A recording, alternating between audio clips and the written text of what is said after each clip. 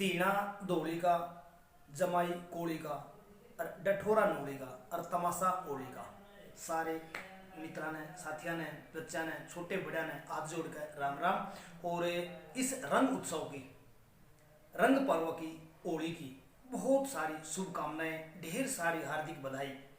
ये रंगों का त्योहार आपके जीवन में विभिन्न रंगों की तरह हंसी खुशी, सुख, संपन्नता, सफलता और उज्जवलता लेकर आए। आपके जीवन से सब प्रकार की दुख दुविधाओं का, कष्टों का, तनाव का समूल विनाश हो। ऐसी मैं ईश्वर से प्रार्थना करता हूं कि ये त्योहार आपके लिए विशेष रूप से शुभ हो। प्रिय दोस्तों, हम बात करेंगे रंगों के उत्सव, रंगों के पर्व होली और दुल्हनडी की। वास्तव में यह पर्व बहुत प्राचीन समय से भारत के हर हिस्से में, हर अंचल में विशेष रूप से मनाया जाता है। फागुन माह की पूर्णिमा में मनाया जाने वाला यह त्योहार भारत के आम जन में हंसी खुशी, मस्ती और रंग भर देने वाला त्योहार है। कश्मीर से कन्याकुमारी तक और गुजरात से बंगाल तक भारत के हर हिस्से में किसी न किसी रूप में ये त्योहार मनाया जाता है। हमारे बड़े बुजुर्ग यूँ कहा करते, आई तीज बिखेरगी बीज, अर्थात तीज का त्योहार आने से हमारे यहाँ त्योहारों की एक लाइन लग जाती है, तांता लग जाता है, एक के बाद एक अनेक अनेक त्योहार आते हैं जो हमारी सांस्कृतिक परंपराओं को, हमारे सांस्कृतिक मूल्यों को सुदृढ़ता प्रदान करते हैं, हमारे जीवन में हंसी खुशी, उल्लास, उमंग भरते हैं। ऐसे ही होली का त्योहार भी रंग, मस्ती और खुशी वाला, कोई देसी और बड़ा त्योहार अपना नहीं आता। होली के बारे में अनेक दंत कथाएं और किंवदंतियां प्रचलित हैं। एक कथा होलिका और प्रहलाद की यह भी है कि हिरण्यकश्यप एक बड़ा ही अत्याचारी और एक क्रूर राजा था जो ईश्वर का विरोधी था, और उसी का एक पुत्र था प्रहलाद जो ईश्वर भक्त था, विष्णु भक्त था, और वो ईश्वर की सत्ता को स्वीकार करता था, आस्तिक था। तो हिरण्यकशिपु को अपने ही पुत्र की ये बात बड़ी खटकती थी। वो उस पुत्र को निजात पाने के लिए, पुत्र को मारने के लिए तरह तरह के प्रयास करता है। अंततः उसे अपनी होलिका बहन की मदद भी लेनी पड़ती है। होलिका एक बहुत ही तपस्वी और सिद्ध महिला थी, उसकी बहन थी। उसके पास एक ऐसा वस्त्र था जो अग्नि से जलता नहीं था। तो उसने अपनी बहन को कहा कि आप होली से प्रहलाद को खत्म कीजिए, क्योंकि ये विष्णु का प्रसार करता है, भक्ति का प्रसार करता है, जबकि वास्तविक राजा तो मैं हूँ, राजा मैं हूँ, मैं हूँ। तो होलिका प्रहलाद को लेकर अग्नि में बैठ जाती है। उस समय देखिए ईश्वर की कृपा है या उसकी भक्ति है, उसकी भक्ति की शक्ति है कि होलिका का जो वस्त्र था वो होलिका के ऊपर से प्रहलाद के ऊपर आ जाता है। तो उस अवस्था में प्रहलाद बिल्कुल सुरक्षित बच जाता है और होलिका जल जाती है। तो उसी होलिका के जलने में, यानी बुराई पर अच्छाई की जीत, असत्य पर सत्य की जीत, यानी अनास्था पर आस्था की जीत का ये त्यौहार पूरे भारतवर्ष में इस तरह हर्ष और उल्लास से मनाया जाता है। वैसे ये त्यौहार बसंत पंचमी से ही शुरू हो जाता है और वहीं से होली का अपना डांडा जैसे गांव में गड़ जाता है, और ये त्यौहार 7 दिनों तक चलता है।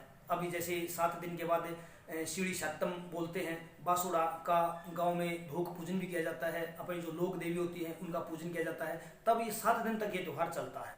आजकल ये जो त्यौहार है मनाने का एक अलग ही और एक अनोखा सा रूप अपने को देखने में मिलता है, जो कि कई दृष्टियों से सही नहीं है। जब हमारे बड़े बुजुर्ग इस त्यौहार को देसी रंगों से और बड़े सहज सलीके से, बड़े प्रेम भाव से इस त्यौहार को मनाते थे, जबकि वो परंपरा आज कुछ छूटती सी नजर आ रही है। आजकल इस दिन कुछ लोग जो है ना नशा करते हैं, तरह तरह का अपनी सी झगड़े मनमुटाव लेकर बैठ जाते हैं। तो ये देखिए हमारे त्योहारों की जो उज्ज्वलता है, त्योहारों की जो सुचिता है, उसको मलिन करते हैं, और ऐसा किसी भी दृष्टि से सही नहीं है। आजकल केमिकल के रंगों का देखिए कितना दुरुपयोग होता है, उससे हमारी आंखें तक खराब हो जाती हैं। इसी अवस्था में हमें बड़ों को, और ये हमारी जिम्मेदारी बनती है कि हम अपने छोटे बच्चों को इस तरीके से समझाएं कि ऐसे देसी रंगों का प्रयोग करें जो हमारे शरीर के लिए, हमारी आंखों के लिए किसी प्रकार की हानि न पहुंचाएं, बल्कि उनका हमारी खुशी को और द्विगुणित करें।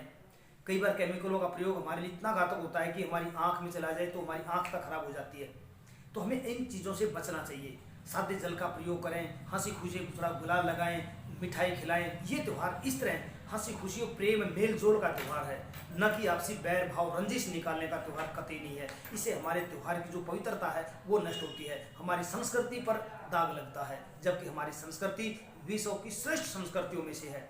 इसीलिए तो हमारी संस्कृति को पर्व और उत्सवों की संस्कृति कहा जाता है। ये जो पर्व अपने जीवन में है, ये हमारे जीवन की नीरसता को खत्म करते हैं। एक डफ जैसा बाजा गया और गया धमाल सा राग, रंग ढंग बदल गया फागुन का, इब कित फगवार कित फाग। त्योहार का जो रंग बदल गया है, ढंग बदल गया है, ये कहीं ना कहीं हमारे सांस्कृतिक मूल्यों का अवमूल्यन है। तो ये एक प्रकार से सही नहीं है। हमें त्योहार को उसी शुचिता, उसी पवित्रता के साथ मनाना चाहिए, उसी स्नेह और सहनशीलता से मनाना चाहिए, उसी धैर्य के साथ मनाना चाहिए, जिससे हमारे प्रेम को, हमारी संस्कृति को बढ़ावा मिले, न कि लोग हमारे ऊपर हंसे, हमारा मजाक उड़ाए। जल हमारे जीवन का बहुत महत्वपूर्ण अवयव है। जल के बिना हमारा काम ही नहीं चल सकता। लेकिन हम होली पर देखते हैं जल का कितना बुरी तरह दोहन होता है, जल को कितना बहाया जाता है, जबकि आप सब जानते हैं पृथ्वी पर पीने योग्य मात्र 2% पानी है। कुछ लोग इस दिन कीचड़, गोबर, पता नहीं क्या क्या एक दूसरे के ऊपर डालते हैं, जो कि किसी भी दृष्टि से सही नहीं है। प्रेम उत्साह के साथ इस त्यौहार को मनाया जाना चाहिए। इस त्यौहार की जो ये परंपराएं गलत पड़ी हैं, इनको रोकना चाहिए और ये हम सबकी जिम्मेदारी बनती है। मेरी बड़ी बहन दर्शना, एक समय था जब हम बच्चे थे तो अपने ही ढंग से त्यौहार मनाती थी। जैसे गोबर के ढाल गुरुकुले बनाती थी, उसमें सूरज चांद होते थे, उसमें नारियल होता था और मूंज की रस्सी में उनको पिरो कर उसको फिर शाम को पूजने के लिए जाते थे, वहाँ जोत लगाई जाती। वो सारी परंपराएं लगभग ख़त्म सी हो गई हैं। फिर भी हम जैसे भी हैं अपने त्यौहार को वर्तमान परिस्थितियों के अनुकूल बड़े अच्छे और सहज ढंग से मनाएं, जिससे इस त्यौहार की शुचिता घटे ना, बल्कि इस त्यौहार की जो पवित्रता है, इस त्यौहार में उत्साह, उमंग, प्रेम, धैर्य, सहनशीलता, उमंग जैसे जो हमारे जीवन के आवश्यक तत्व हैं वो और अधिक मात्रा में बढ़ें। ऐसा हमें इस त्यौहार के अवसर पर प्रयास करना चाहिए। तो उम्मीद करता हूँ आप सबको मेरी बातें अच्छी लगी होंगी और आप इस त्यौहार को किस तरीके से मनाते हैं और इस त्यौहार को और अच्छे ढंग से कैसे मनाया जाए हमें कमेंट बॉक्स में जरूर लिखें। तब तक सभी साथियों को, भाइयों को, बच्चों को और साथियों को बहुत सारी शुभकामनाएं। नमस्कार।